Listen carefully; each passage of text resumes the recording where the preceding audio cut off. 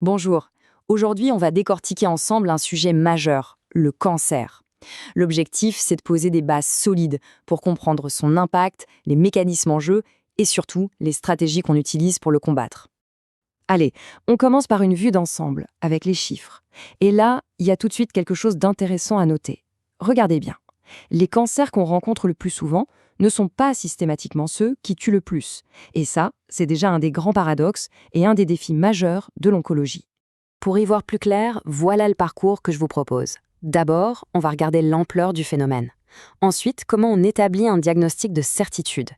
Puis, on explorera les grandes familles de traitements, on fera un zoom sur les thérapies qui agissent dans tout le corps, et enfin, on abordera la gestion des effets secondaires, un aspect essentiel du soin. Alors, première étape, essayons de bien saisir l'échelle du cancer. Quels sont les chiffres qu'il faut vraiment avoir en tête pour comprendre la situation ? Quand on regarde en détail, on voit des dynamiques très différentes selon le sexe. Chez les hommes, par exemple, le cancer de la prostate est de loin le plus fréquent, mais c'est le cancer du poumon qui est la première cause de mortalité. Chez les femmes, le cancer du sein reste le plus courant et le plus mortel. Mais attention, le cancer du poumon est en très nette augmentation et c'est un vrai sujet de préoccupation. Ce qui est important de comprendre, c'est qu'une part significative de ces cancers est liée à des facteurs de risque qu'on peut éviter. On le sait, on le répète, mais le tabac et l'alcool sont vraiment en première ligne, impliqués dans un très grand nombre de cancers. C'est pour ça que la prévention est et restera toujours notre meilleure arme. Bon, maintenant qu'on a posé le contexte, passons à la suite. Comment est-ce qu'on passe d'une simple suspicion à une certitude absolue ? En d'autres termes, comment pose-t-on le diagnostic de cancer ? Alors là, on touche au cœur du sujet. La pierre angulaire de tout, c'est la biopsie. Le principe est simple. Pas de diagnostic de cancer sans preuve. Et cette preuve, c'est l'analyse d'un fragment de tissu au microscope. C'est un passage obligé, la seule chose qui permet d'affirmer la maladie. Et attention, une biopsie, ce n'est pas juste oui ou non. C'est le début d'une enquête qui va nous livrer une véritable carte d'identité de la tumeur. On va confirmer que c'est bien cancéreux, identifier le type précis de cellules, évaluer son agressivité, son étendue et même chercher des anomalies moléculaires spécifiques. Toutes ces infos sont cruciales pour choisir le bon traitement. Une fois que cette carte d'identité est établie, la décision n'appartient pas à une seule personne.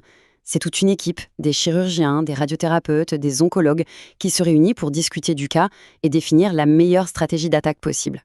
Pour simplifier, il y a deux grandes philosophies de traitement. D'un côté, les traitements locaux, la chirurgie et la radiothérapie. Eux, ils visent une cible précise, la tumeur elle-même. Et de l'autre côté, les traitements systémiques. Eux, ils circulent dans tout le corps via le sang pour aller débusquer les cellules cancéreuses où qu'elles se cachent. Faisons maintenant un zoom sur ces fameuses thérapies systémiques. Comment ça marche, concrètement, à l'échelle microscopique au niveau de nos cellules. Le traitement systémique le plus emblématique, c'est bien sûr la chimiothérapie.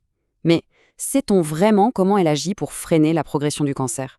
Le principe de base, c'est d'attaquer les cellules au moment où elles sont les plus vulnérables, quand elles se divisent.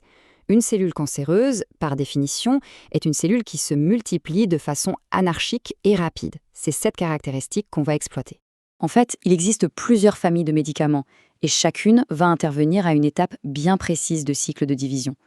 Certains vont bloquer la fabrication de l'ADN, d'autres vont empêcher la cellule de se séparer en deux, et il y en a même qui abîment l'ADN, peu importe où en est la cellule dans son cycle. C'est cette diversité d'actions qui explique pourquoi on combine souvent plusieurs médicaments, pour frapper plus fort et à plusieurs endroits à la fois. Cette efficacité a un prix, bien sûr. Ce sont les fameux effets secondaires.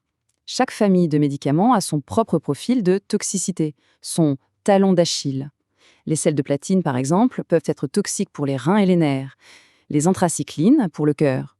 Connaître ces toxicités spécifiques est fondamental pour surveiller les patients et adapter les traitements.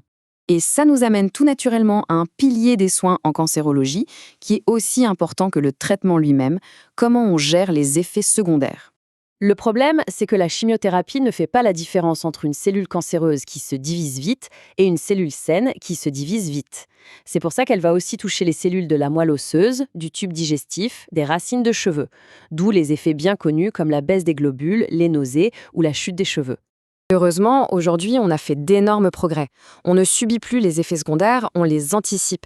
Prenons l'exemple des nausées. Il existe des protocoles très stricts avec des médicaments donnés avant même la chimiothérapie pour empêcher leur apparition. On est passé d'une médecine curative à une médecine préventive des effets indésirables.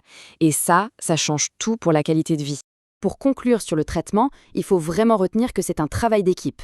La décision est toujours collégiale, prise lors de ce qu'on appelle une réunion de concertation pluridisciplinaire. C'est la garantie que chaque patient bénéficie de l'expertise de plusieurs spécialistes pour avoir le meilleur plan de soins possible. On a beau avoir des traitements de plus en plus sophistiqués, il ne faut jamais perdre de vue l'essentiel.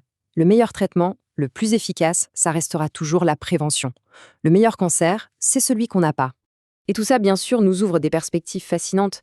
Plus on comprend les mécanismes intimes du cancer au niveau génétique, moléculaire, plus on s'oriente vers des thérapies personnalisées. La question pour demain, c'est de savoir comment on va articuler les traitements classiques à large spectre avec ces nouvelles thérapies ultra ciblées. C'est tout l'enjeu de l'oncologie de la prochaine décennie.